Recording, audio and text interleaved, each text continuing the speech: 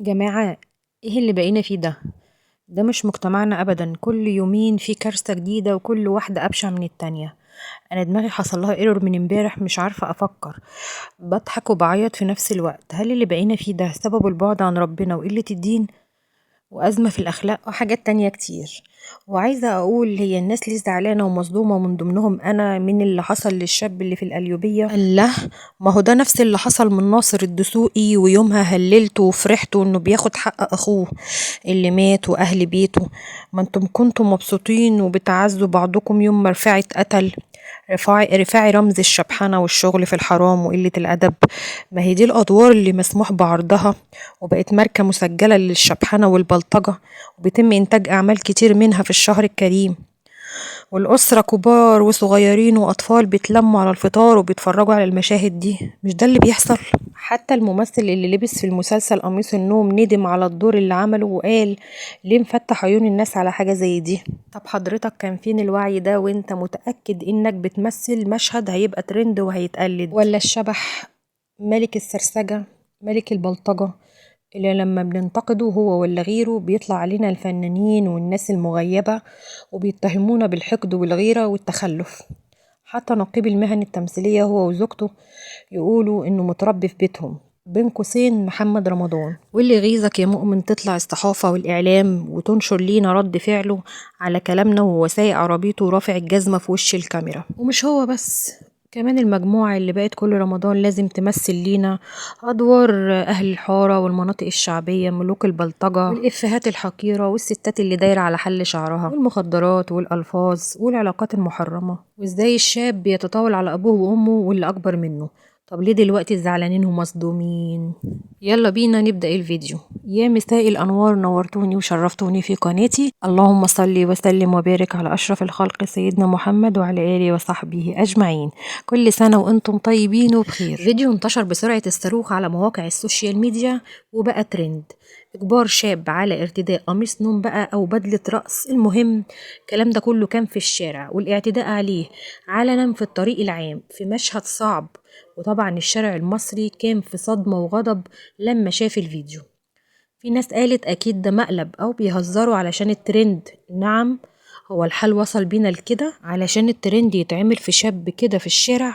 المهم اللي حصل ده في قرية ميت عاصم التابعة لمركز بنها بمحافظة القليوبية. بجد يخسروا على النخوة والرجولة اللي بقت في الريف. الواحد ما كانش يتوقع ان يخرج المشهد ده من قرية، لان القرية واهل القرية زمان كان كلهم على قلبهم على قلب بعض، يعني على قلب رجل واحد. كله كان بيحترم بعضه وبيساعد بعضه، واللي بيغلط فيه كبير البلد او العمدة كان بيتعمل حاجة زي قاعدة كده ويتحل فيها اي مشكلة والغلطان بيتحاسب. لكن اللي احنا شايفينه دلوقتي عكس كده تماما، كله بقى بياخد حقه بدراعه وبطريقته، وده فعلا اللي حصل. المهم اللي حصل على حسب رواية الأم اللي قالت قلبي محروق على ابني لما شافتهم وهما بيجرجروه على الأرض من وسطنا أنا ووالده. وكمان بتقول دخلوا علينا أكتر من 10 أشخاص وكانوا بيسألوا عن إسلام، وكنت أنا ووالده بس في البيت، وأنا بسلامة نية قمت علشان أعمل لهم شاي. والله خسارة فيهم الواجب ده يا حاجة، ولكن سحبوا ابني بالقوة وتعدوا عليا أنا ووالده وقالوا اللي هيتحرك منكم هنولع في البيت كله. وقالت افتروا علينا أنا ووالده واحنا مش وش كده، احنا ناس غلابة. ووالده قال أنا ما قدرتش أحمي ابني لأني أنا مريض وعندي جلطة.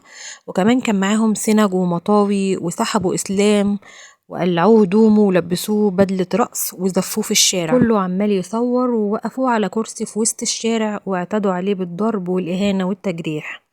واللي غيظني انا بقى اللي ما في حد عنده نخوة او رجولة اتكلم ولا دافع عنه ولا قال لهم كده غلط ما يصحش. لا، كله بيضحك كله بيصور، ما هو ده بقى الطبيعي بتاعنا اللي هو التصوير واننا نشير ونجيب مشاهدات وكده يعني.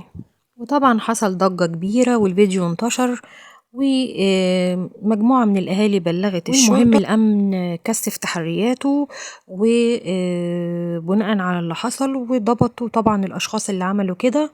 ولما تم التحقيق معاهم انتوا ليه عملتوا كده، قالوا ان الشاب إسلام اللي اسمه إسلام ده كان على علاقة ببنت واحد فيهم، وانه راح تقدم لها كذا مرة واترفض. طب ما الراجل اهو عمل الصح ودخل البيت من بابه. المهم انهم قالوا انه يعني مازال على ان في علاقة ما بينه وبين البنت دي، واحنا عملنا كده لانه لم يراعي حقوق الاهل والعشرة، واللي عملناه كان بدافع الانتقام لكرامة الاسرة. اصل احنا خلاص بقينا في غابة، كل واحد عايز ياخد حقه بطريقته. وهنا بصراحة لازم نشكر وزارة الداخلية على سرعة الاستجابة والقبض على المجرمين دول. المهم بالنسبة بقى للعقوبة اللي مستنية المجرمين دول بتبدأ من 3 سنين ل 15 سنة، وده طبعا لأنها مش جريمة واحدة، دول 5 جرائم في عين العدو. أول جريمة اختطاف تحت تهديد السلاح لما أخدوه من بيته واعتدوا على والده ووالدته. تاني جريمة اللي هي جريمة هتك العرض لما قلعوه هدومه غصب عنه وقاموا ملبسينه قميص نوم أو بدلة رأس أيا يكن يعني. تالت جريمة جريمة التشهير، وده لما عرضوه بالوضع المخل ده في الشارع قدام الناس كلها. رابع جريمة الاعتداء الجسدي بالضرب. خامس جريمة هي استعراض القوة بالأسلحة البيضاء والضرب في مكان عام، يعني لو الشاب ده تمسك بحقه القانوني وما تنزلش هيتنفخوا حرفيا. واللي عرفناه كمان مؤخرا ان تم عزل عمدة ميت عاصم بسبب اللي حصل. في حاجة كمان عايزة اتكلم فيها، طبعا لما الفيديو ده انتشر والناس كلها شافته، في ناس قالت ان الموضوع زي ما قلت لكم في الاول انه مجرد مقلب تقيل، وان الشاب نفسه كان بيضحك وموافق، وان محدش كان قاصد يجرحه. واللي عايزة اقوله لهم انا بقى ان اللي حصل ده تقليل من كرامة بني ادم، وان اي حد ممكن يضحك وقت الموقف تحت ضغط، ولكن من جواه بيكون مكسور. والاخطر ان التصوير والنشر على السوشيال ميديا بيخلي الموضوع يتحول لفضيحة علنية ممكن تفضل تطارده سنين، وتأثر على حالته النفسية وما يقدرش يرفع راسه تاني قدام اي حد. قولولي بقى رأيكم في اللي حصل ده، واكتبولي في الكومنتات لو كنت مكانه كنت هتتصرف ازاي. وخلاص خلاويص خلص الفيديو بتاعنا النهاردة، وما تنسوش اللايك الجميل بتاعكم اللي بيرفع الفيديو، واللي لسه ما اشتركش ينزل بسرعة ويشترك في القناة، واللي مش عايز يشترك براحته فايته كتير. وبصراحة انا ماليش نفس اقول فزورة النهاردة فسامحوني، بحبكم، باي باي.